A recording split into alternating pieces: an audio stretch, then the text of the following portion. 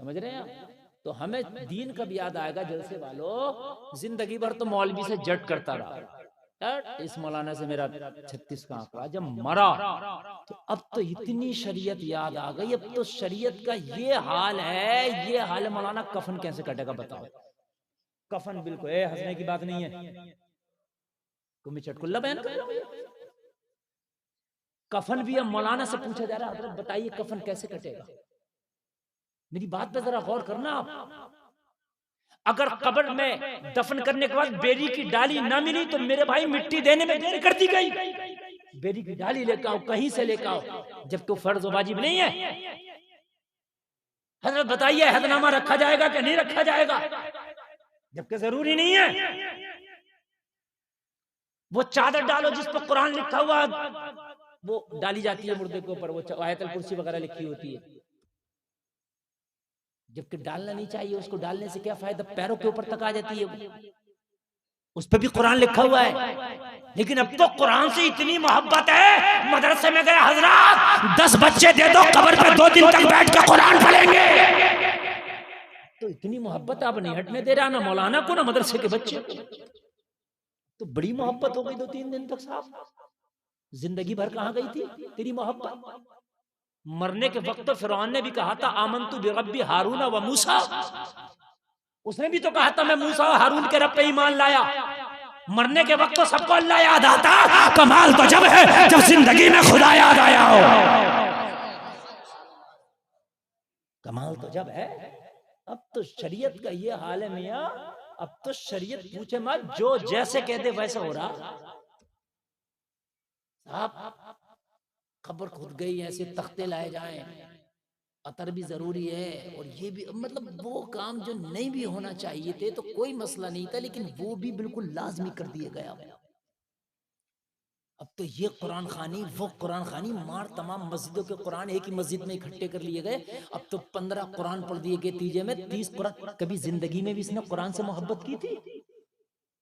कभी कुरान के फरामीन पे इसने अमल किया था? जिंदगी भर ज़कात डकारता रहा, जिंदगी भर शराबे पीता रहा, जिंदगी भर वालिदैन को सताता रहा। अब आप कुरान पढ़ पढ़ के चाहते हो कि बख्शिश करा दे, तो ऐसा नहीं है। जो नामा अमाल का रजिस्टर तैयार किया था मियां, वो पढ़ा जाएगा मैदान महशर में। आप ये सोच रहे हो कि ये हम कुरान खानी करा के ये पढ़ना बंद करा दे, वो अलग बात है। कुरान का पढ़ना बाईस से बरकत है, वो अलग बात है, हम उससे इनकार नहीं करते। लेकिन ऐसा भी नहीं है कि कुरान पढ़वाने के बाद में जो है ये जो रजिस्टर है तू इसको ही खत्म करा दे। ये कोई तेरी कचहरी कोर्ट नहीं है कि तूने खरीद लिया और खरीद के जो काम ही खत्म करा दिया, केस ही उड़वा दिया। ये मैदान महशर है, मिजान अमल कायम होगा। समझ में आ रही है कि नहीं आ रही है बात? हाँ, मिजान अमल कायम होकर रहे। इन बातों पे जरा गौर करें मेरे भाई। अगर लेडीज की मैयत है तो जब तक उसको कफन, जब तक वो मर भी गई, जब भी नहीं छोड़ते हैं उसका पीछा, मरने के बाद भी शरीयत की धज्जियां उड़ाई जाती हैं हमारे माशरे में। जिसका पर्दा मरने से पहले था उसका पर्दा मरने के बाद भी है। आपने देखा है किसी औरत का इंतकाल हो गया तो हमा शुमा सब आके उसके चेहरे को देख रहे हैं, और खास कर किसी मर्द का इंतकाल हो जाए तो पूरे इलाके की औरतें घेर के बैठ रही हैं, सब देख रही हैं। जब पर्दा जिंदगी में था तो पर्दा अब भी है। हजरत फारूक आजम का जब विसाल हुआ रोजे रसूल में, जब आपको दफन किया गया तो अम्मी आयशा कभी बेपर्दे के बगैर चादर के नहीं गई। समझे आप? आम चल रहा होता, आम जनाजा पड़ा है और जनाजे में पड़ा, ये औरत भी आ रही है, वो भी वहीं बैठ गई, वो भी वहीं, वो भी वहीं, ये भी वहीं। इस चीज का खास ख्याल रखे, मर गया और ये मर गई तो अब तो कम से कम ख्याल रखे इन चीजों का कि ये गैर महरम था, ये गैर थी, ख्याल नहीं। और उसके बाद में अब जो शरीयत पे अमल किया जाएगा, अब देखें आप, कब्रिस्तान में जब उसे कब्र में उतारा जा रहा है तो 5 कपड़ों पे लिपटी हुई है, जो जनानी मैयत है वो 5 कपड़ों में लिपटी हुई है। औरत के लिए 5 कफन का कपड़ा है कि नहीं है? लेकिन फिर भी चादर लगाते हैं चारों तरफ से। ये अच्छी बात है, बुरी बात नहीं है, मैं ये नहीं कह रही बुरी, अच्छी बात है। चादर लगा करके फिर कब्र में उतारते हैं, ऐसे होता है कि नहीं होता?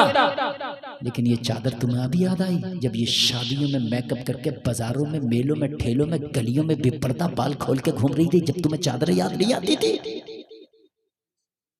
आज मर गई, खामोश हो गई। इसके आवाज पर पर्दा इसकी मौत ने डाल दिया, इसके जिस्म पे पर्दा 5 कपड़ों ने डाल दिया, जबकि 5 कपड़ों में लिपटी है। जिस्म का एक हिस्सा भी नहीं दिख रहा, मगर एहतियात का ये आलम है कि चारों तरफ से चादर लगाई जा रही है कब्र में उतारने के लिए। ये गलत काम नहीं है, ठीक है, लेकिन मुझे बताइए जब जिंदा थी तो कहां चला गया था तुम्हारा ये कानून? कहां गया था ये पर्दा? खाली कब्र में चादर में उतारने से बख्शिश हो जाएगी? खाली कब्र में उतार दिया हो गई बख्शिश? खाली तीजे में कुरान पढ़वा दिया हो गई बख्शिश? और तीजे का भी कुरान हजरात मौलाना रेहान साहब आप कहोगे ऐसे कह रहे हैं तीजे का कुरान भी अल्लाह जाने कि ये बख्शिश करवाएगा ये कुरान या उल्टा फरमा देगा। अब आप कहोगे ये कैसी बात कर रहे हो मौलाना? तो मैं जो कह रहा हूं उसको बता के जाऊंगा। बाज कुरान ऐसा पढ़ रहा होता, अल्लाह जाने इतना मजहूल कुरान पढ़ता कि बजाय सवाब के और उल्टा अजाब है। सही बता रहा हूं मैं। और कुरान में वरत्तिलिल कुरान तरतीला, कुरान को ठहर ठहर के पढ़ो। लेकिन मैंने देखा कि पौन पारा पढ़ लिया इसने, इधर फातिहा शुरू हो रही है, तो अब क्या करता है ये चौथा वाला गेट डालता है जो टॉप वाला, अब इतना तेज कर देगा कि इस पौवा को 2 मिनट में सोचेगा एकदम खत्म कर दूं। अरे भाई ये कहां लिखा है कि पूरा ही पारा पढ़ना जरूरी है? अगर पौन पढ़ लिया और यहां शुरू हो गया फातिहा का प्रोग्राम तो पौन पे ही खत्म कर दे। कोई जरूरी नहीं है कि पूरा ही पढ़ेगा, पौन का सवाब मिल जाएगा। आधा पढ़ दिया तो आधा रख दो, आधे का सवाब मिल जाएगा। लेकिन अब वो वाला गेट डालेगा कि इस फातिहा से पहले पहले मुझे पूरा करना है। ये कहां लिखा अभी पूरा करना है? आपने देखा होगा। और बाज तो ऐसे पढ़ते हैं उनके पढ़ने का हाल ये पारा ले लिया है, होठ तक नहीं हिल रहा, पारा पढ़ा जा रहा, पन्ना लौटे जा रहे हैं। भाई ये कौन सी पढ़ाई है? और बहुत से नमाज में ऐसे पढ़ते हैं, ऐसे अल्लाह अकबर आके हाथ बांध लिए उन्होंने। अब हजरत कुछ बोली नहीं, जबान तो न मुंह हिल रहा है उनका, ना होठ हिल रहा है, ना जबान तो कोई लफ्ज निकल रहा है, ऐसे खड़े। जब टाइम आया तो रुकू में आ गए। ये कौन सी नमाज है? क़िराअत बिस्सिर का भी हुक्म यह है कि इतनी जोर से पढ़ो कि खुद सुन सको, कम से कम खुद सुन सको। बहुत से लोग खड़े पता ही नहीं है नमाज पढ़ी है। तो जब तक के तुम दीन नहीं सीखोगे, जब तक अल्लाह से नहीं डरोगे, जब सीख जाओगे जानने वाले बन जाओगे तो अल्लाह से डरने लग जाओगे, डरने लग जाओगे। भाइयों आप देखते हो कि अगर 2 साल के बच्चे के सामने 11,000 की लाइन का तार नंगा डाल दो तो बच्चा छू लेगा, चाहे मर क्यों ना जाए। लेकिन अगर 20 साल के नौजवान के सामने कहो कि 1 लाख रुपये देंगे, 11,000 की लाइन का तार जा रहा, छू ले, तो नहीं छूगा। सही बात है कि नहीं है? इसने क्यों छू लिया और इसने क्यों नहीं छुआ, इसका फर्क बता दो। नहीं समझ में आया? इस 2 साल के ने क्यों छू लिया, इसे 11,000 की लाइन के मर गया है छूके, और 20 साल के ने 1 लाख रुपए लेके भी नहीं छुआ। फर्क ये था कि ये 2 साल का बच्चा जानता नहीं था कि ये है क्या, इसलिए छू लिया। ये 20 साल का जानता था ये है क्या, इसलिए नहीं छुआ। तो यही तो बात है कि नहीं है मेरे भाई? जब तुम दीन सीखे हुए नहीं, तुम्हें पता नहीं, तो कुछ काम ऐसे भी कर जाओगे जिनके बारे में तुम्हें पता ही नहीं होगा और कर जाओगे। वो गुनाह क्या हुआ? बहुत से लोग ऐसे जुमले कह देते हैं जो जुमले कुफरिया हो जाते हैं, और खासकर गांव में कह देते हैं माज़अल्लाह, बारिश अगर ज्यादा हो गई, धान फसल खराब होगी, तो कहते हैं अल्लाह को दिख ही नहीं रहा, पूरी फसल खराब हो गई माज़अल्लाह। इस तरीके के जुमले बोल देते हैं क्योंकि तुझे पता नहीं है, इसलिए दीन सीखना जरूरी है। और दीन सीखने की कोई उम्र नहीं है, हर उम्र में तू दीन सीख सकता है।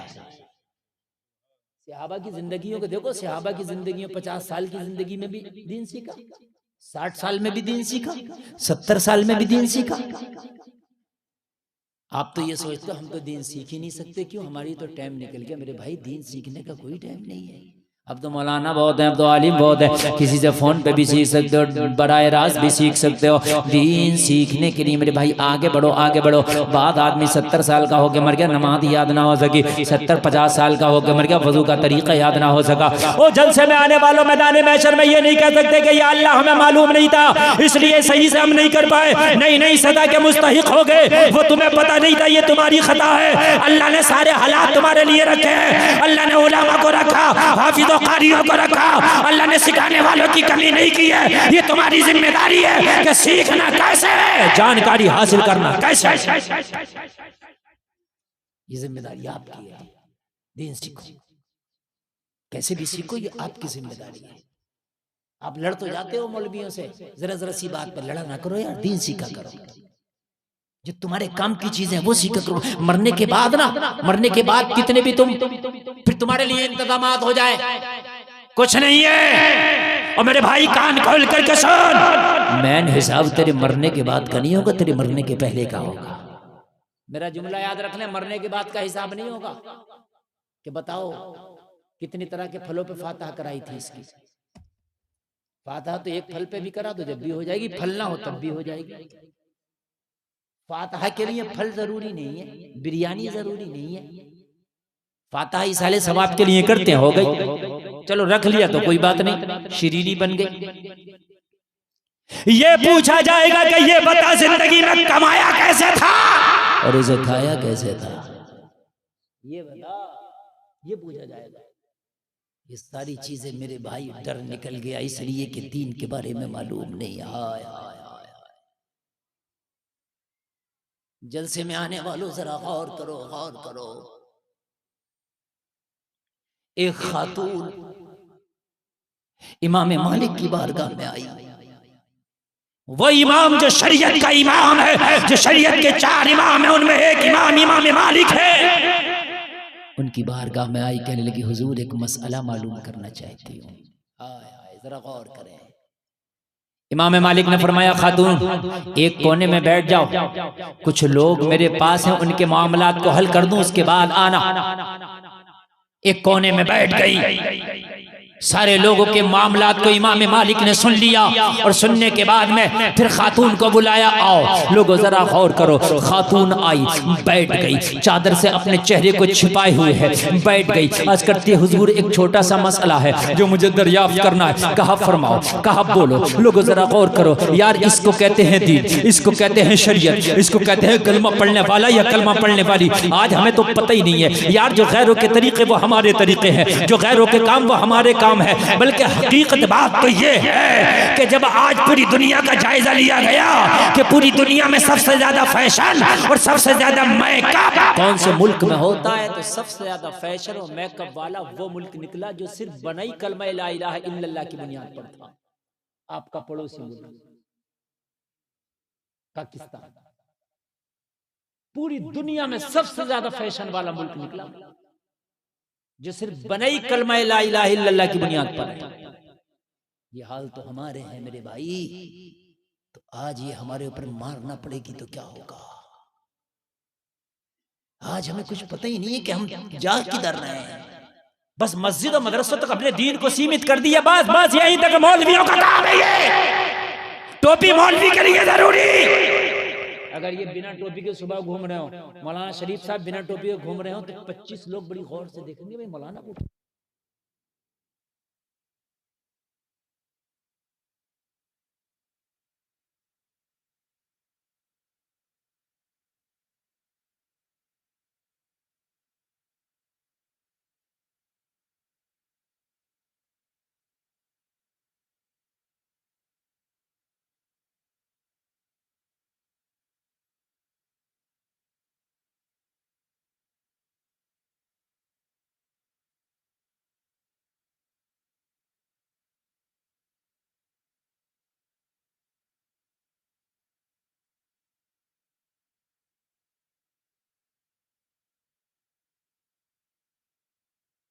नमाज पढ़ाने वाले इमामों के लिए नहीं है, दीन हल करमा पढ़ने वाले के लिए।